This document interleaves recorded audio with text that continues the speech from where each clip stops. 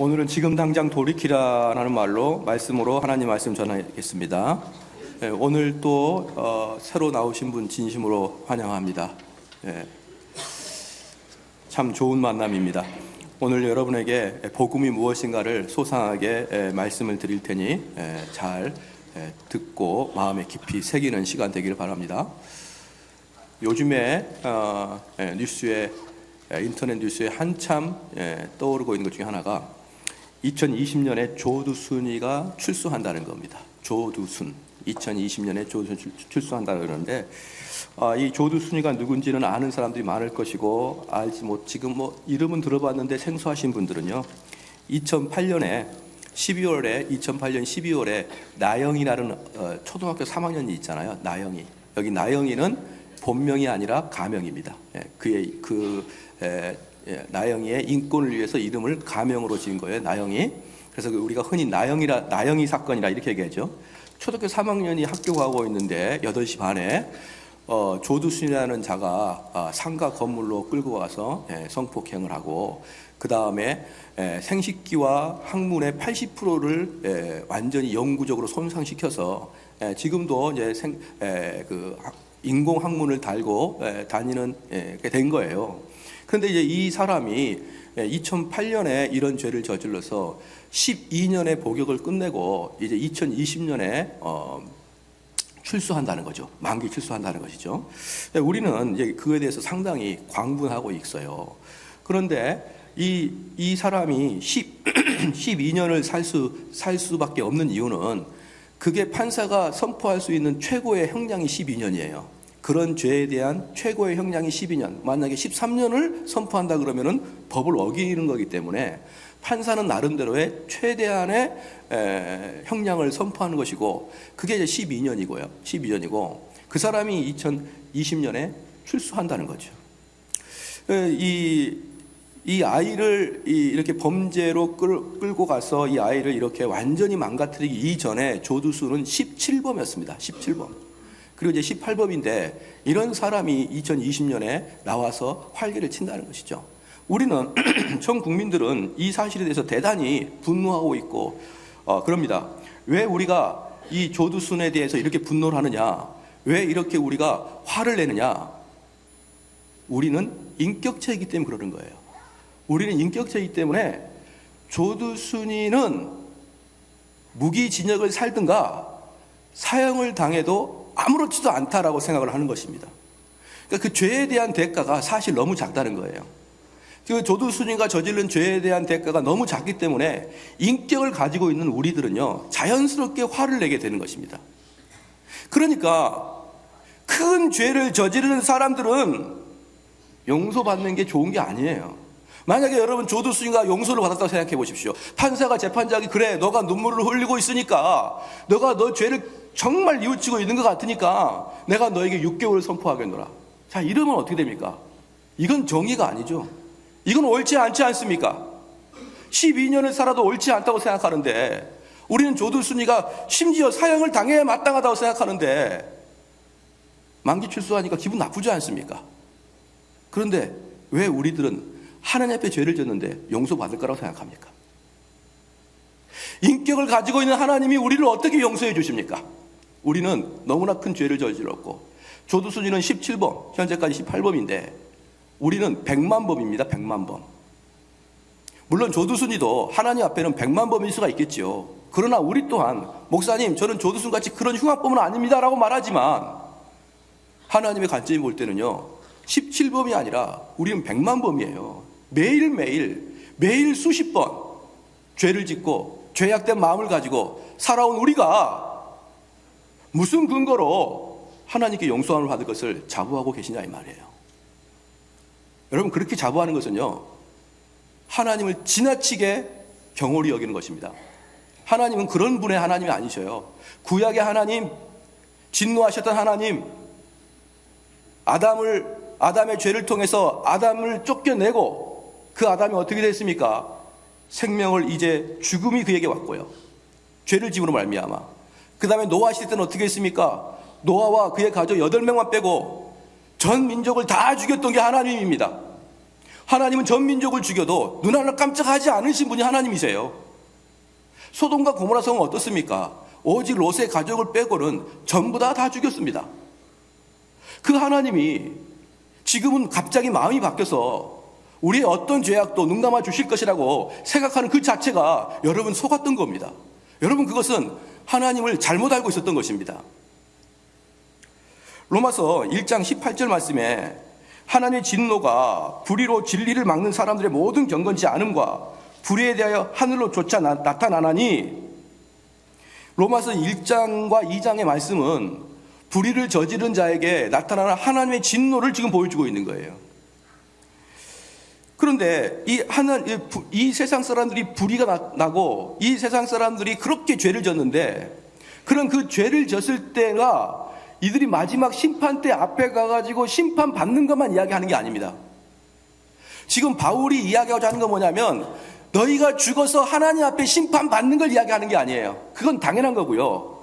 하나님 앞에 심판받기 이전에 이미 이 땅에 진노의 먹구름이 우리 머릿속에 있다는 거예요. 진노의 먹구름이 우리 머리 위에 가득하게 있다는 것이 지금 바울의 논지인 것입니다.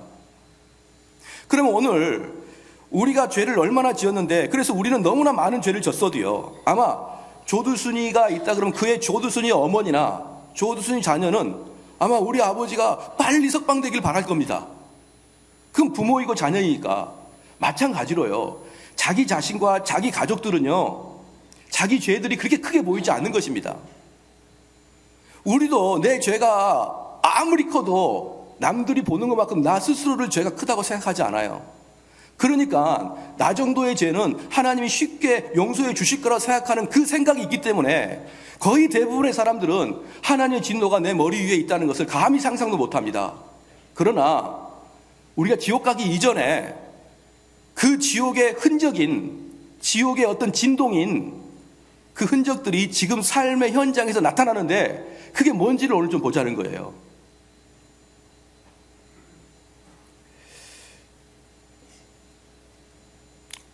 (1장 26절에) 그러면 그렇게 죄가 가득하면 어떻게 되느냐, 26절에 이렇게 하면, 이를 인하여 하나님께서 저희를 부끄러운 욕심에 내어버려 두셨으니 곧 저희 여인들도 순리대로 쓸 것을 바꾸어 영리로 쓰며. 지금 마지막 날에는 어떻게 되냐면 모든 게 바꿔진다는 겁니다. 바꿔진다는 거예요. 예를 한번 들어보겠습니다. 죄를 진 사람들은 항상 약간만 더 이것을 외쳐요. 죄 지는 사람은 약간만 더를 외칩니다. 내가 죄를 완팡지겠다가 아니라 항상 약간만 더예요. 그리고 그 사람은 깔짝깔짝 죄를 지으면서 얼마든지 이 죄를 컨트롤할 수 있다고 생각하는 거예요. 그러나 시간이 지나면요, 여러분이 죄를 즐기는 게 아니라 죄가 여러분을 컨트롤하기 시작합니다. 바로 그때가 끝장나는 시간이에요. 죄가 여러분을 컨트롤한다고요. 그때는 끝장나는 시간입니다. 그때는 죄가 말하는 대로, 죄가 요구하는 대로 우리는 우리의 사상을 바꿔야 됩니다. 예를 들어서 검은 것을 희다 그러면 희다 그래야 되고요, 흰 것을 검다 그러면 검다 그래야 됩니다. 그게 죄에 지배받은 사람들의 특징이고, 그게 로마서 1장 26절 27절에 영리된 상태라 그렇게 표현하는 것입니다. 그러면은 제가 이번에 아주 참 재밌는 뉴스를 봤습니다. 뉴스를 봤는데 그저께인가 그럴 거예요. 어떤 병사들하고 장군의 대담회가 있었습니다. 병사들과 장군의 대담회. 그래서 일병, 상병 얘네들이 3스타, 4스타를 앞에 앉아놓고 자담회 비슷하게 대화를 한 걸 여러분 혹시 본 분이 계실 거예요. 그때 이제 일병이 뭐라 그러냐면, 여기 앞에 계신 장군님들과 저는 동일한 대한민국의 남하고 동일한 인격을 가졌습니다. 그러나 그동안 장군님들은 우리가 너무나 지나친 소통이 안 되고 독단적으로 가셨습니다. 우리는 사실 그 속에서 큰 상처와 낙심을 많이 했습니다. 이렇게 일병이 이야기하니까 포스타가 안아주면서 너희들한테 그렇게 큰 아픔이 있는 걸 미처 몰랐다. 너희들에게 이 상처가 있다는 것을 내가 이제야 알았구나. 이렇게 이야기했어요. 지금 이게 장난하는 겁니까? 아니 무슨 군대에서 상처를 안아줘요. 아니 그럼 만약에 적군이 쳐들어오는데 대장이 진군 앞으로 했는데 그 말은 내 인권과 큰 상처를 줬습니다. 대장님. 제가 왜 진군해야 됩니까? 여러분, 왜 장군과 일병이 소통해야 됩니까? 그게 군대입니까? 원래 군대는요, 상명하복이에요. 가라, 스톱해라, 후퇴해라, 전진하라. 그럼 포탄이 떨어지든 포탄이 떨어지지 않든 사병들은 그것을 이뤄내야 됩니다. 거기에 인권이 어디 있고 거기에 무슨 소통이 어디 있습니까? 원래 이게 전형적인 군대인데 영리가 되니까 어떻게 됩니까? 장군이 내가 미안하다. 내가 너희들과 미쳐 너희 마음을 몰랐구나. 저는 이러한 사건들이 아무것도 아닌 것 같지만 저는 그런 걸 보면서 영리 현상을 발견하는 거예요. 영리 현상을.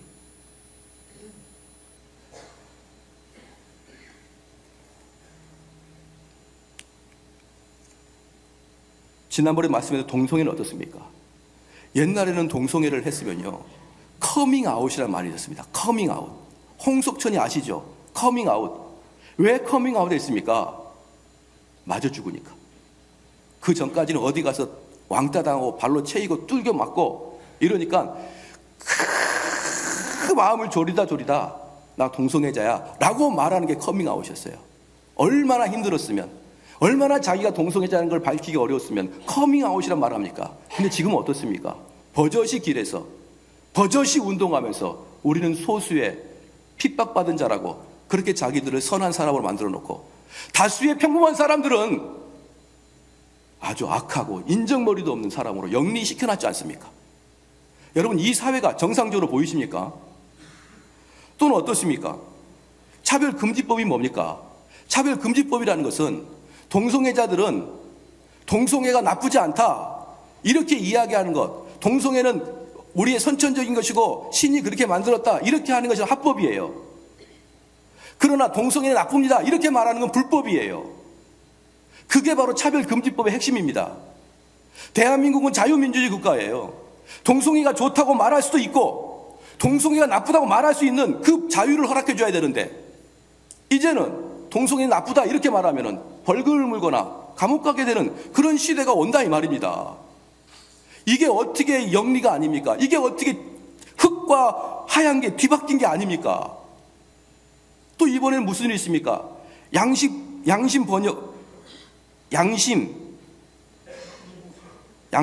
군대 안 가는 거죠. 양심 병역 거부. 사랑하는 성도 여러분, 저는 정말 여러분께 다짐하고 싶은데요, 저는 제 아들 군대 보내고 싶은 사람 마음이 추워도 없고 우리 아들도 군대 안 가고 싶어 해요.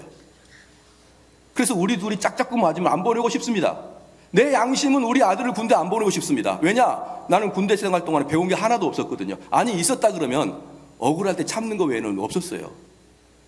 저는 저녁만 되면은 가슴을 항상 두들겨 맞았거든요. 우리는 항상 맞았습니다. 매일마다.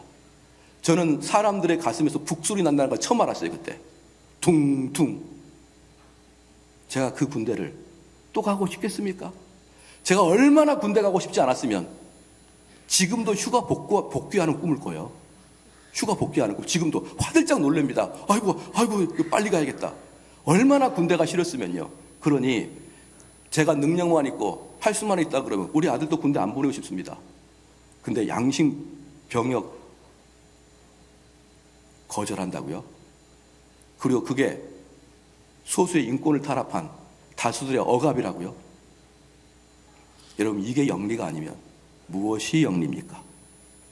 옛날에는 좋았던 게 지금은 악이 되고, 옛날에는 이름도 꺼내지 못하고 입도 못 벌렸던 사람들이 지금은 입을 꺼내고 지금은 소리를 높이는 21세기의 현 대한민국이 영리 상황으로 들어가지 여러분 보이지 않습니까? 만약에 이게 목사님 지나칩니다 라고 생각하시는 분들은 회개해야 됩니다. 회개해야 되는 거예요.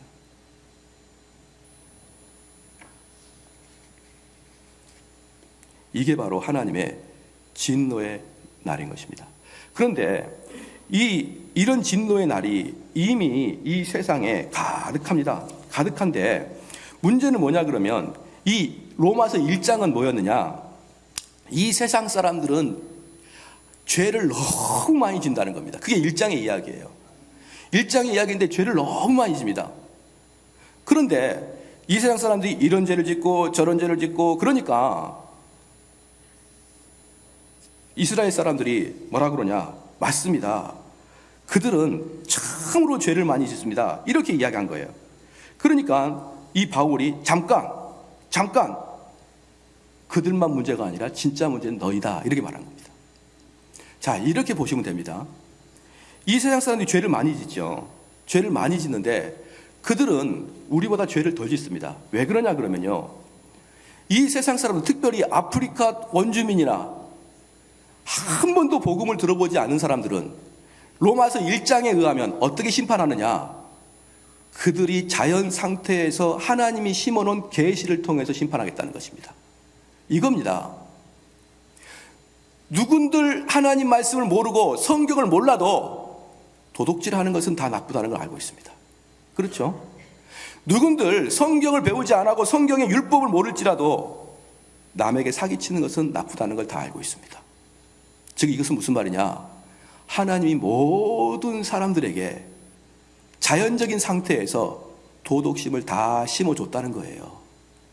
그런데 너희들이 그렇게 살면 악하게 사는 걸 알면서도 너희들이 스스로 범했지 않느냐, 이 말입니다. 여러분, 지나가다가 황색 실선에서 유턴하는 것은 불법인 거 알고 계시지요? 알고 있지만 여러분 핸들이 이미 불법 유턴하고 있는 거잖아요.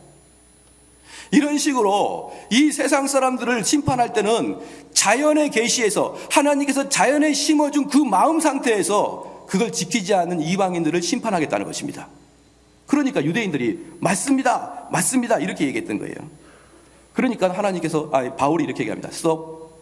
근데 너희들은 한 가지 더 있다. 너희들 마음속에는 하나님이 자연에서 심어준 법도 있고, 또 하나 예수 그리스도를 믿음으로 말미암아 구원에 이른다는 특별 계시도 너희도 알고 있다. 근데 너희들은, 하나님 말씀 듣는 너희들은 하나님의 복음의 은혜를 거절하고 있지 않느냐, 이 말이에요. 그래서 하나님 말씀을 듣지 못한 사람들은 자연 계시에서 심판받고, 하나님 말씀을 들었던 저와 여러분들은 자연 계시 플러스 복음을 거절한 두 가지의 벌을 받고 있다는 것이 바울의 이야기예요. 그래서 더욱더 심각합니다. 좀 더 보겠습니다. 4절 말씀입니다. 혹 내가 하나님의 인자하심이 너를 인도하여 회개케 하심을 알지 못하며 그의 인자하심과 용납하심과 같이 길이 참으심이 풍성함을 멸시하느뇨. 이게 뭐냐면요, 4절 말씀이 대단히 중요한 게 뭐냐면, 우리가 죄를 지었는데 하나님이 그 죄를 곧바로 드러내지 않는다는 거예요. 하나님께서 우리에게 죄를 졌는데 우리 죄를 곧바로 드러내지 아니하시고 길이 참으시고 인내하신 이유는 4절 맨 마지막에, 4절 중간에 회개케 하심이다. 우리가 죄를 졌는데 그 죄를 드러내지 아니하는 이유는 하나님 우리에게 은혜를 주시고 복을 주시고 자비함을 주셔서 우리가 여전히 회개할 수 있는 기회를 주시기 위해서 하나님께서는 참고 계신다는 거예요. 그런데 그 참고 계심에도 불구하고, 그 하나님의 자비와 은혜를 불구하고 그 하나님을 희희낙낙거리면서 경멸하면서 죄를 계속 짓는 자들에게는 하나님이 참지 못하겠다는 것입니다. 저희 아내랑 제가 싸움을 별로 안 해요. 안 했는데 제가 제일 화가 나는 건 이겁니다. 제일 화가 나는 것은, 이제 싸우다가 이제 말다툼을 하다가, 아이고, 그래 내가 목사고 말씀 전하는 자고 또 이러는데, 아유 여보 내가 미안해요. 미안해. 그러면 저의 자비와 하심과 인내하심이 보이죠. 그때 우리 아내가 됐거든. 이러면 더 이상 참아내기는 어려워요. 됐거든. 말은 잘한다. 이렇게 나가면은 이제 저의 모든 인내는 바닥이 나고 말죠. 근데 지금 여기서 바울이 이야기하는 게 뭐냐면, 여러분이 죄를 짓는 걸 들키지 않는 것은 하나님이 자비와 인내를 주시는 기간인데, 우리는 그 하나님한테 됐거든요, 쓸데없거든요, 하나님의 그 인자하심 나는 필요 없거든요, 그렇게 한다는 거예요. 그래서 진노가 우리에게 가득 쌓이기 시작한다는 것입니다. 그래서 5절 말씀 보니까 다만 내 고집과 회개치 아니한 마음을 따라 진노의 날 곧 하나님의 의로우신 판단이 나타나는 그 날에 임할 진노를 내게 쌓는도다. 이게 뭐냐면 5절 말씀은 마지막 심판 날에 그 댐이 찰랑찰랑 댐이 있는 거예요. 근데 그 댐이 마지막에 팍 터져가지고 그 물이 한꺼번에 쏟아지듯이 그 진노의 날이 그런다는 것입니다. 그런데 여기서 중요한 게 뭐냐면 마지막 날에는 당연히 하나님의 진노를 받지만 그 이전에도 하나님의 진노를 받는다 이 말입니다. 어떻게 받느냐? 우리가 비가 많이 와가지고 이제 댐에 물이 가득 차잖아요. 그럼 이게 이제 물이 넘실거리면서 이게 댐이 터질까 말까 막 그러는 거예요. 그러면 여러분, 비가 많이 와가지고 댐이 터질까 말까 하는 그 상황에 밑에 있는 마을에는 물이 찼을까요? 안 찼을까요? 시작. 찼죠. 비가 많이 왔으니까. 댐에만 물이 가득 찬 게 아니라 그 비는 이미 마을에도 막 차 있습니다. 가득 차 있는 거예요. 무릎 가까이 차 있는 겁니다. 홍수가 나가지고 비가 하도 많이 나가지고 그 마을이 물바다가 된 거예요. 그러니까 시간이 좀 더 있으면은 이제 댐이 팍 뚫릴 때는 완전히 진멸이고 댐이 뚫리지 않는 그 순간에도 홍수에 사람들은 몸을 가눌 길이 없는 것입니다. 그러므로 우리가 마지막 심판대 앞에서 결정적인 벌을 받는 것은 당연한 것이고 이 땅에서 이미 심판을 어떻게 받느냐 이 말이에요. 제가 오늘 말씀드리고자 하는 것이 바로 이 부분입니다. 여기서 우리 2절을 한번 봐볼까요? 2장 1절 봅시다. 그러므로 남을 판단하는 사람아, 물론 누구든지 내가 핑계치 못할 것은 남을 판단하는 것으로 내가 너를 정죄함이니 판단하는 내가 같은 일을 행함이니라. 2절 말씀에 이런 일을 행하는 자에게 하나님의 판단이 진리대로 되는 줄 우리가 아노라. 여기서 판단을 엄청나게 이야기하거든요. 판단 이야기하다가 마지막에 그 판단을 받을 것이다 라고 지금 우리 바울 사도가 이야기하고 있는 거예요. 그리고 5절 말씀에 다만 네 고집과 회개치 아니한 마음을 따라 진노의 날 곧 하나님의 의로우신 판단이 나타나는 그 날에 여기도 판단이 나타납니다. 그래서 지금 이 죄는 유대인들이 가장 지었던 판단하는 죄를 이야기하고 있는 거예요. 그래서 제가 판단하는 죄에 대해서 예를 들면서 오늘 설교를 마칠까 그래요. 이 판단하는 사람들이 현세에서 어떻게 벌을 받는지를 잘 보여드리겠습니다. 우리는 우리 죄를 잘 못 보니까 내가 부당하다고 느끼는 순간에 우리의 의가 싹 드러납니다. 그런데 이 자기가 부당한 대우를 받았다, 또는 이 사회로부터 부당한 대우를 받았다, 이렇게 말하는 사람들이 하나님께 뭐라고 외치냐면요, 하나님, 이 땅에 정의가 있습니까? 하나님, 이 땅에 공의가 있습니까? 공의가 있다 그러면 어떻게 저 나쁜 사람이 저렇게 흥할 수가 있습니까?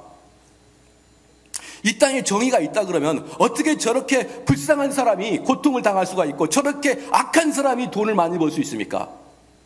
하나님, 이 땅을 공의로 심판해 주시고 이 땅의 정의가 강수처럼 흐르게 하여 주십시오 라고 이야기합니다. 사랑하는 성도 여러분, 하나님의 공의와 하나님의 정의가 이 땅에 흘러넘치면 저와 여러분 다 죽습니다. 같이 죽어요. 우리는 하나님에게 공의를 외쳐야 되는 게 아닙니다. 하나님의 정의가 이 땅에 실현되는 것을 외치는 게 아닙니다. 하나님의 자비가 넘치기를 원해야 되는 거예요. 하나님 살려주십시오, 하나님 긍휼히 여겨주십시오가 우리가 하나님에게 베푸는, 하나님 우리에게 베푸는 복이지, 하나님의 정의가 이 땅에 넘치면 저와 여러분 살아낼 수 있을 것 같습니까? 그런데 어쨌든 분노에 이끌린 사람들은, 이 세상에 불만을 가진 사람들은, 사람들과 대인관계에 불만을 가진 사람들은 항상 정의와 공의를 외칩니다. 정의와 공의를 외쳐요. 그런데 문제는 뭐냐면 하나님의 공의는요, 감정이 개입되지 않는 정확하게 죄에 대한 벌 정도로 정확하게 공의가 선포됩니다. 근데 우리 인간들의 공의는 항상 분노와 함께 쏟아집니다. 우리 인간에게 정의는 그냥 쏟아진 게 아니라 분노라는 에너지를 가지고 있어야 정의가 쏟아지고 분노라는 에너지가 있어야 공의가 쏟아지는 거예요. 근데 우리는 그걸 하나님께 부르짖습니다. 왜? 자기는 의롭다고 생각하니까.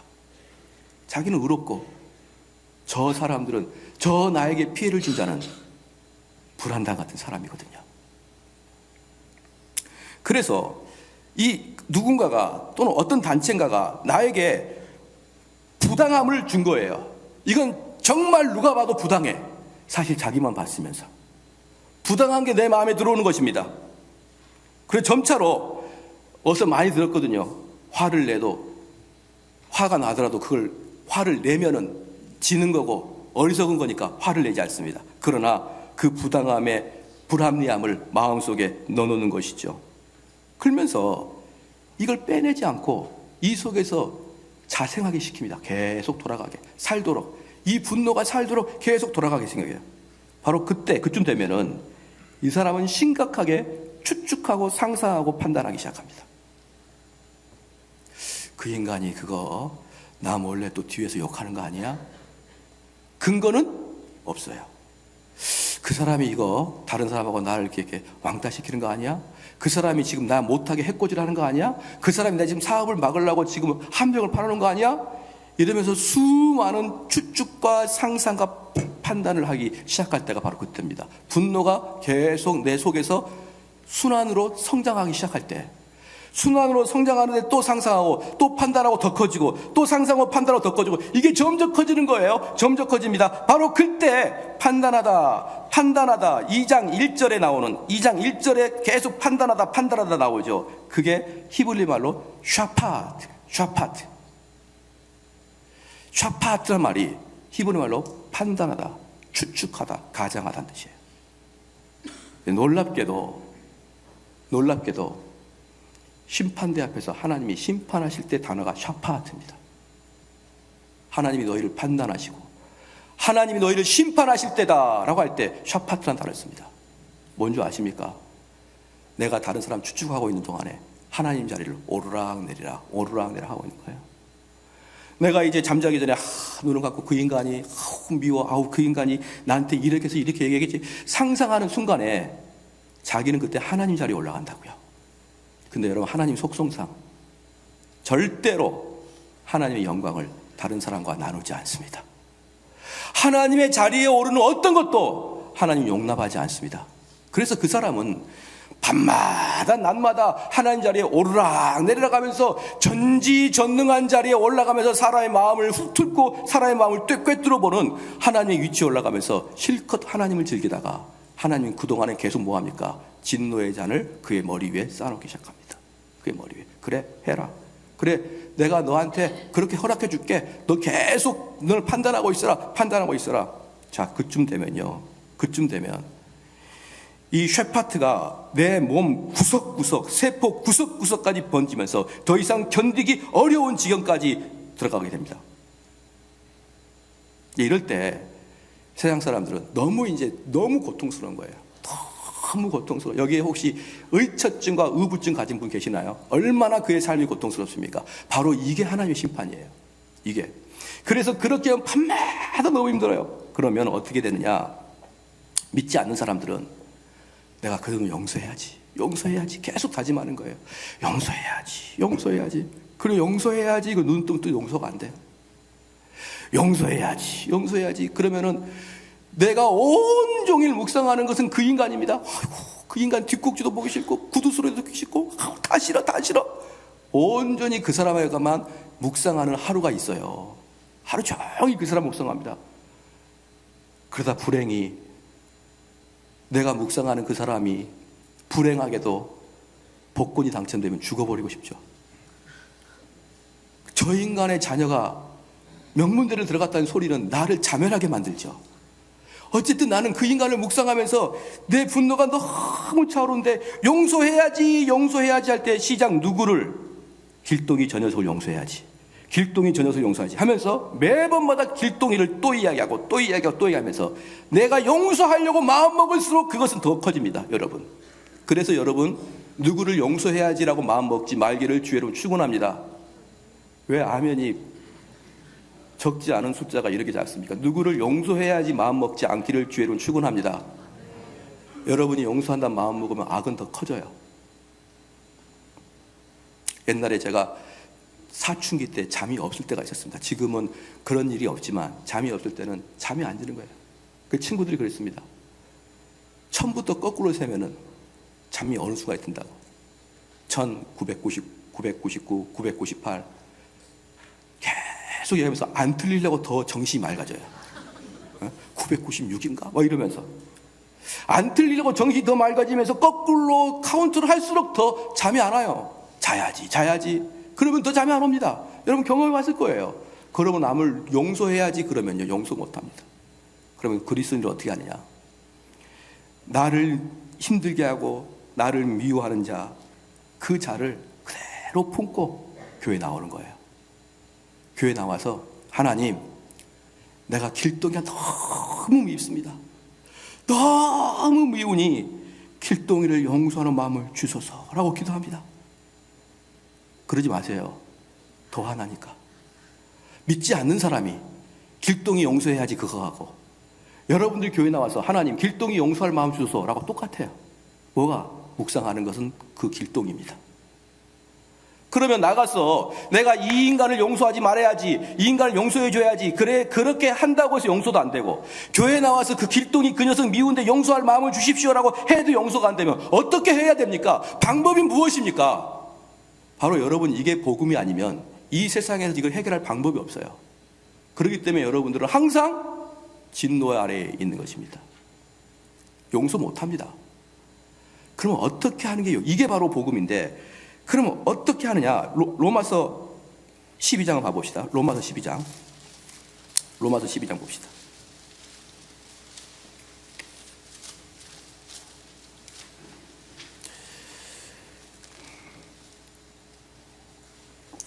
로마서 12장 내 사랑하는 19절, 12장 19절입니다. 내 사랑하는 자들아, 너희가 친히 원수를 갚지 말고 진노하심에 맡기라. 기록되었을 때 원수 갚는 것이 내게 있으니 내가 갚으리라고 주께서 말씀하시니라. 동의하십니까, 여러분? 근데 왜 원수를 갚습니까? 어떻게 원수를 갚습니까? 분노하다가 참다가 띠릭띠릭띠릭, 홍길동 집사 잠깐 만납시다. 그때 나한테 왜 그랬어요? 와다다다 하면서, 여러분 어떻습니까? 이 속에 있는 분노를 여러분 스스로 꺼내가지고 원수 갖고 있잖아요. 근데 우리 주님은 분명히 말했습니다. 원수는 너희들이 하는 게 아니다. 원수 갚는 건 너희들이 갚는 게 아니야. 그러면 너희들은 원수한테 어떻게 해야 되느냐? 20절 말씀에 네 원수가 줄이거든 먹이고 목마르거든 마시우라. 사랑하는 성도 여러분, 여기 한번 봐볼까요? 여러분 이렇게 살아보신 적 있나요? 원수라고 했습니다. 원수. 정말 보기 싫은 사람, 그 사람에게 먹을 걸 주고 목마르거든 물 주며 그들을 대해본 적이 있습니까? 하나님 말씀을 아무것도 지키지 아니하고, 하나님 말씀을 귓가에도 듣지 아니하고 내 삶에 기쁨과 행복이 있을 거라고 생각하십니까? 20절 말씀에 네 원수가 줄이거든 먹이고 목마르거든 마시우라. 그리함으로 네가 숯불을 그 머리에 쌓느니라. 지금 무슨 말입니까? 그 사람의 죄는 하나님이 처리하겠다는 거예요. 너가 스스로 그 사람에게 원수 갚으려고 하지 말고 온전히 하나님께 맡기라는 것입니다. 그런데 이게 성경에만 나온 게 아니라요, 일반 형법에도 나옵니다. 일반 법에도 이게 자력구제권 제한입니다. 자력구제권 제한. 그래서 제가 인터넷에서 자력구제권 제한이 뭔지를 확인해 봤습니다. 특별히 국가로부터 보호받기가 불가능한 상황을 제외합니다. 그러니까 갑자기 강도가 들이닥쳤거나 갑자기 침입자가 들어왔을 때는, 그때는 국가의 힘을 받기가 불가능할 때를 제외하고는 사법 절차가 확립되지 않았던 고대 사회에서는 자력 구제가 권리의 실현 방법으로 널리 인정되었으나 사법 절차가 완비되어 있는 현재 문명 사회에서는 자력 구제가 원칙적으로 인정되지 않는 것입니다. 사랑하는 성도 여러분, 일반 사회에서도 자력으로 여러분의 원수를 갚지 말란 말입니다. 일반 사회에서도. 그럼 하물며 하나님을 섬기고 있는 우리가 내 원수된 저 녀석을 불러다가 아예 코를 납작하게 해줘야 두 발 쭉 펴고 잘 수 있는 그런 인성을 가졌다 그러면 여러분 믿는 자라고 볼 수가 없는 거예요. 그래서요, 여러분 이런 자들은 하나님에게 계속 심판을 받는 그 중에 있는데 자기가 하나님께 심판받고 있다는 것도 모르면서 하나님께 심판받는 게 뭐냐면 속이 다 타버리고 속이 얼마나 괴로운지 그 심판하고 있는 그 순간에 자기의 속도 타고 가족 속도 타고 공동체 속도 타버립니다. 여러분 이렇게 하나님은 세상을 심판하고 계시고 이렇게 하나님은 우리에게 저주의 불뚜껑을 위에다 갖다 놓는 것입니다. 여러분 이해가 되십니까? 여러분 이해가 되시나요? 이게 이해가 됩니다. 그러면 어떻게 해야 되느냐? 어떻게 해야 되느냐? 내가 만약에 이 사람을 미워하죠. 이 사람을 미워하면은 내가 그 사람을 대상으로 내가 이 인간을 더 이상 미워하지 말아야지 결단하는 순간 여러분이 행위구원자가 됩니다. 율법주의자가 돼요. 이단이 됩니다. 아시겠습니까? 내가 이 죄를 더 이상 짓지 말자. 내가 이 사람을 더 이상 미워하지 말자. 다짐하는 순간 우리 행위구원자가 돼요. 그래서 우리는 절대로 이걸 헤쳐나올 수 없습니다. 방법은 딱 하나 있습니다. 하나님의 모든 진노가 골고다 십자가에 달리신 예수 그리스도에게 쏟아지고 있었습니다. 쏟아지고 있는 거예요. 하나님의 모든 진노가, 누구 진노가? 저와 여러분이 이 많은 죄를 저질렀던 모든 진노가 하나님이 예수님에게 다 쏟아붓습니다. 그럼 우리는 우리 죄를 묵상하고 우리가 미워하는 자를 묵상하는 게 아니라 그 진노를 받고 계신 예수님을 보고 예수님 묵상하는 거예요. 나는 이것을 용서하겠습니다가 아니에요. 나는 이 사람을 이제 잊어버리겠습니다가 아니고 그렇게 하면 절대로 안 됩니다. 그건 일반인들, 세상 사람들이 하는 거예요. 우리 그리스도인들은 예수님 바라봐야 되는 거예요. 예수님. 나의 죄와 우리의 죄를 다 짊어지신 그 예수님을 바라보면서 예수님이 저 당하신 저 고난, 예수님의 저 살이 찢기고 피가 흐르는 저 육체가 하나님의 공의가 선포되는 저 자리, 그리고 우리 예수님을 통해서 우리 하나님이 모든 분내를 쏟아부는 그 예수님을 내 것으로 하는 것만이 나의 모든 죄가 용서한다는 것을 깨달아야 됩니다. 여러분 노력해가지고 되는 게 아니라니까요. 아무리 노력해 보십시오 되는지 그건 행위입니다. 율법이에요. 진짜는 예수님만 바라보는 겁니다. 그러니까 예수님이 하는 말씀이 뭐냐 그러면 나를 믿으라는 거예요. 내가 너희들 죄를 다 용서해 주실 것이고 내가 너희들 죄를 다 가지고 십자가에서 물과 피를 쏟으며 너희의 죄를 용서하도록 내가 십자가에 달렸으니 너희들이 스스로 너희 죄를 없애려고 하지 말고 너희들이 스스로 너희들 마음을 컨트롤하려고 하지 말고 오직 예수 그리스도를 붙잡고 오직 예수 그리스도를 믿고 그분을 바라봄으로 인해서 그 예수 그리스도의 공로가 너희 것이 되게 하라는 것입니다. 그래서 이게 정말 내가 너무 고통스러울 때는 얼굴을 들어서 누구를 바라보지도 못해요. 그런데 내가 그걸 이기고 우리 주님만 바라보면 세상은 온데간데 없고 우리 주님과 나는 단둘이 있는 겁니다.